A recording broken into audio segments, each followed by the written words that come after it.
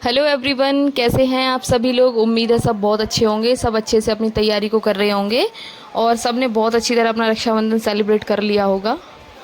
तो जैसा कि आपको पता है, आपकी मुख्य सेविका भर्ती में एक रिट पड़ चुकी है जिसके बारे में सभी बहनों को जानकारी हो चुकी है और जिसमें पहले 2 हियरिंग हो चुकी हैं, जिसमें आपके आयोग के वकील आए नहीं थे और लास्ट जो हियरिंग उसमें हुई थी उसमें उन्होंने अपनी जूनियर एडवोकेट हैं फातिमा जी, उनको भेज दिया था और कोर्ट ने उनको 1 हफ्ते के अंदर काउंटर फाइल करने के लिए बोला था, जो कि अभी तक काउंटर फाइल नहीं हुआ है।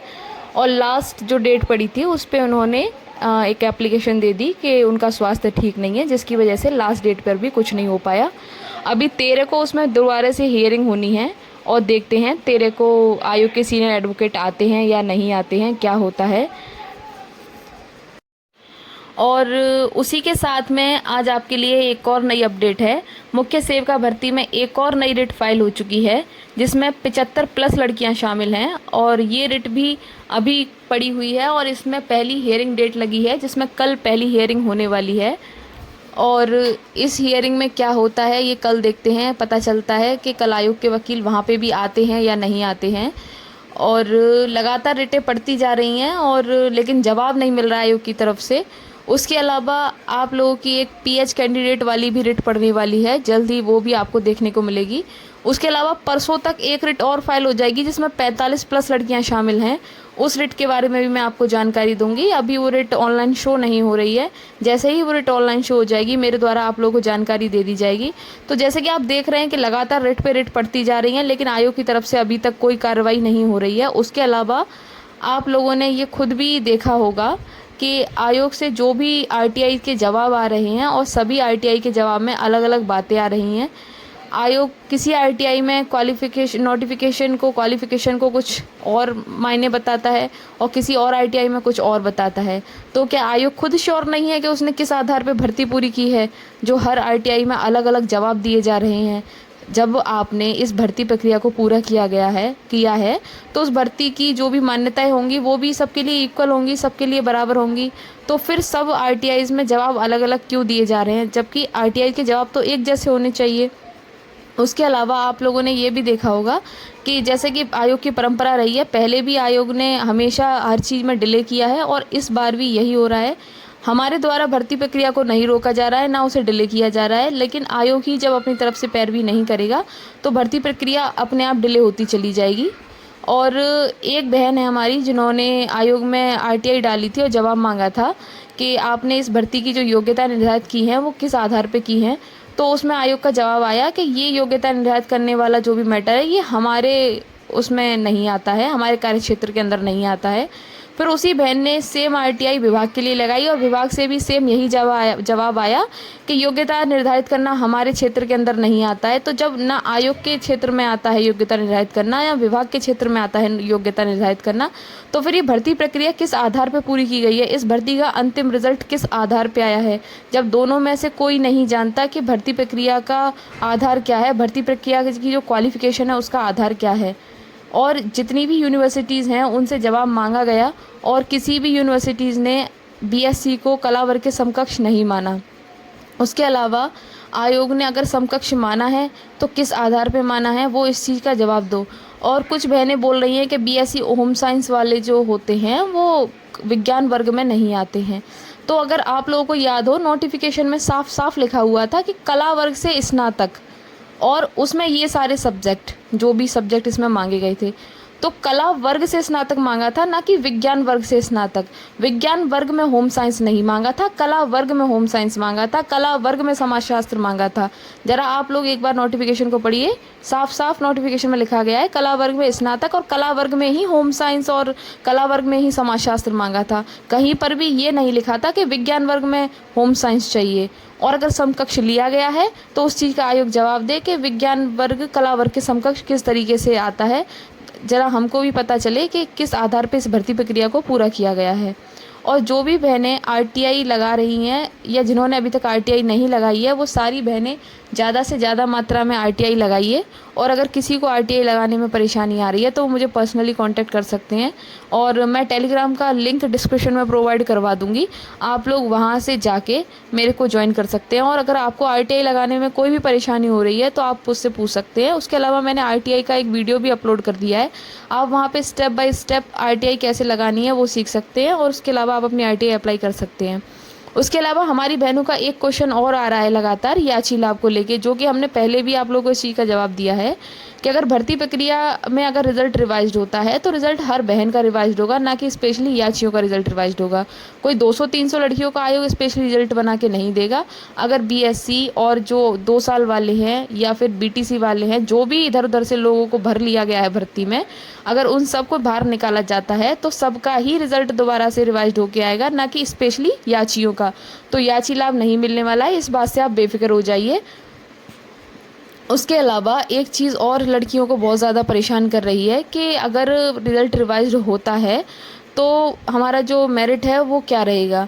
तो मैंने आपको बताया था अगर रिज़ल्ट रिवाइज्ड होता है तो हमारी मेरिट 4 से 5 नंबर माइनस में चली जाएगी, हो सकता है इससे ज़्यादा भी आपकी मेरिट कम हो जाए। उसके अलावा रिज़ल्ट रिवाइज को लेके जो भी बहनें अभी भी संशय में हैं कि क्या होगा, अगर होगा या नहीं होगा, तो बिल्कुल निश्चिंत रहिए, सारे सबूत हमारे पास में हैं। तो रिज़ल्ट रिवाइज तो होगा ही। आप एक बात सोचिए, ये भर्ती स्पेशल भर्ती थी। जब इस भर्ती का नोटिफिकेशन आया था और सभी ने इसमें अप्लाई किया था, तो जिसमें पैट में जिसका 1 नंबर भी था उसको भी इस भर्ती में परीक्षा देने का मौका दे दिया गया, क्योंकि ये स्पेशल भर्ती थी। और 2021 का जो पैट था उस पैट को ज़्यादातर लोगों ने भरा भी नहीं था, उस टाइम पे लोगों को इतनी जानकारी भी नहीं थी। उसके बाद जब ये वैकेंसी आई, इसमें स्पेशल सब्जेक्ट मांगी गई, और ये सिर्फ महिलाओं की भर्ती थी, महिलाओं की भर्ती, वो भी स्पेशल सब्जेक्ट के साथ। सच बता रही हूँ बहनों, अगर ये भर्ती अगर सही तरीके से सही मायने में पूरी होती तो ये भर्ती, इस भर्ती की जो कट ऑफ है वो 50 से ऊपर जाती ही नहीं। अब किस तरीके से आयोग ने इस भर्ती को पूरा किया है, इसका जवाब तो आयोग को कोर्ट में लगाना पड़ेगा। कितने दिन तक आयोग इस चीज़ से भागता रहेगा, और जिस हिसाब से आयोग इन चीज़ों से भाग रहा है उस हिसाब से आप अंदाज़ा लगा सकते हैं कि हमारा पक्ष कितना मजबूत है। पहले कोर्ट केस पड़े, उनमें क्या हुआ उनसे हमें कोई मतलब नहीं है, लेकिन इस बार हमारे केस में बहुत मजबूती है, और ये मजबूती हमारे सबूतों की वजह से है। हमने जितने भी क्वेश्चन आयोग से उठाए हैं, हमारे पास हर बात का सबूत है, और आयोग को हर सबूत का जवाब देना पड़ेगा कि अगर हमारे सबूत गलत हैं तो उनकी मीटिंग किस आधार पे सही है, उनके मीटिंग में जो भी लोग शामिल थे वो किस आधार पे सही है। उन्होंने भी तो समकक्ष में सबको लेने के लिए कोई ना कोई आधार बनाया होगा, तो वो आधार आयोग हमको बता दे, और वो आधार वैलिड है या नहीं है, उसके बाद ही ये भर्ती प्रक्रिया पूरी होगी। और अगर भर्ती प्रक्रिया नोटिफिकेशन के आधार पर पूरी होती है और उसके बाद अगर किसी बहन का सिलेक्शन नहीं होता है तो बहनों को कोई आपत्ति नहीं है, सब संतुष्टि से अपना काम करेंगी, कोई भी इस भर्ती में कोई रोक नहीं लगाएगा। सच मायने में देखा जाए, इस भर्ती का आयोग ने भर्ता बना के रख दिया है। इस भर्ती की जो रेड आयोग ने करी है, जब से ये भर्ती प्रक्रिया चालू हुई है, इस भर्ती में आए दिन कोई ना कोई विवाद बना हुआ है। अभी तक ये भर्ती प्रक्रिया पूरी नहीं हो पा रही है। इसका रीज़न सिर्फ आयोग है, क्योंकि शुरू से ही ये भर्ती हमेशा सस्पेंस में रही है। इस भर्ती में कुछ ना कुछ अड़चनें आती रही हैं, हमेशा इस भर्ती में कुछ ना कुछ ऐसा घुमा फिरा के छुपा के किया गया है जिसकी वजह से भर्ती फंसती चली जा रही है। लेकिन कोई बात नहीं, अब तो आयोग को जवाब देना पड़ेगा। आयोग ने बोला था भर्ती प्रक्रिया पूरी होने के बाद वो सभी बहनों का रिजल्ट दे देंगे, लेकिन अभी तक किसी भी बहन का रिजल्ट नहीं दिया गया है। सभी बहनें आरटीआई मांग लगाकर अपना रिजल्ट मांग रही हैं, और आयोग ने क्यों किसी का रिजल्ट जारी नहीं किया। जब आयोग पैट में इतने लाख बच्चे फॉर्म भरते हैं, उनका रिजल्ट दे सकता है आयोग, उनका स्कोर कार्ड दिखा सकता है, उनका नॉर्मलाइज स्कोर दिखा सकता है, रॉ स्कोर दिखा सकता है। तो फिर इसमें तो इतनी लड़कियां भी नहीं हैं, तो इसमें रिजल्ट दिखाने में आयोग को क्यों परेशानी हो रही है। और रिज़ल्ट की मांग तो हर लड़कियों को करनी चाहिए, चाहे वो सिलेक्टेड हो चाहे अनसेलेक्टेड हो। तो जो भी बहनें परेशान हैं, आप बिल्कुल परेशान मत होइए, और जो भी हम लोगों से जुड़ना चाहती हैं वो हमसे जुड़ सकती हैं। मैं टेलीग्राम का लिंक प्रोवाइड करवा दूंगी आप लोगों को। जैसे कि मैंने बता दिया, आप लोगों की 2 रिट फाइल हो चुकी हैं। एक में 60+ लड़कियां हैं जो ऑलरेडी आप लोगों की नॉलेज में है, वो केस ऑलरेडी चल रहा है। अभी एक नई रिट दाखिल हुई है जिसकी कल हियरिंग है, और जिसमें 75+ लड़कियां शामिल हैं। उसके अलावा एक रिट पीएच कैंडिडेट की दाखिल होने वाली है, और 2 से 3 दिन में आपको एक रिट और देखने को मिलेगी जिसमें 45+ लड़कियां शामिल हैं। जैसे ही ये रिट पड़ जाएंगी मेरे द्वारा आप लोगों को बता दिया जाएगा, और कोर्ट से रिलेटेड जो भी अपडेट रहेगी मेरे चैनल के माध्यम से आपको टाइम टू टाइम पता चलती रहेगी।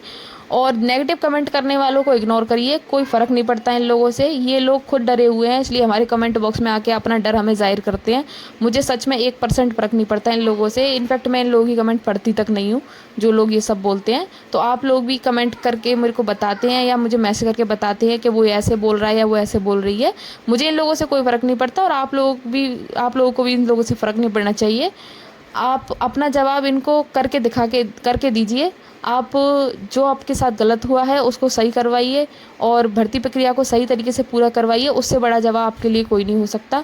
और किसी के मुंह लगने से अच्छा है अपना काम करिए, और अपने काम को अच्छी तरीके से करके और अपना काम करके उसको जवाब दीजिए, ना कि उसके बोले हुए शब्दों में ही जवाब देना, वरना आप में और उनमें कोई अंतर नहीं रहेगा।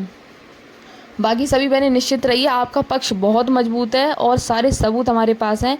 और देखना, इस भर्ती का तो भर्ता बन चुका है और आयोग को जवाब देना पड़ेगा।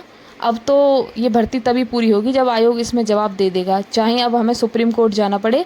लेकिन अब इस भर्ती प्रक्रिया को तभी पूरा होने देंगे जब इस भर्ती प्रक्रिया को सही तरीके से, सही मायने में पूरा किया जाएगा। तो निश्चिंत रहिए, मिलते हैं किसी नेक्स्ट वीडियो में नेक्स्ट अपडेट के साथ। और मुझसे जुड़े रहिए। अगर कोर्ट केस की अपडेट आप लोगों को लेनी है, वीडियो कैसा लगा कमेंट करके ज़रूर बताना। और अपने और अपनों का ख्याल रखिए, अपनी तैयारी को करते रहिए। Thanks for watching my video. Take care, bye bye everyone.